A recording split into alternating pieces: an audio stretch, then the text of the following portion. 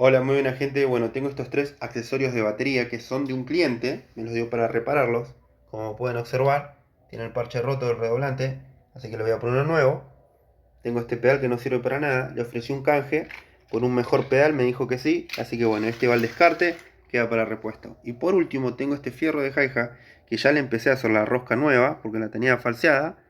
Y también tengo que arreglar la rosca donde va la varilla porque también está falseada. Así que bueno, gente, este es el principio de la reparación. Bueno, gente, ya terminé la reparación. Quedó excelente.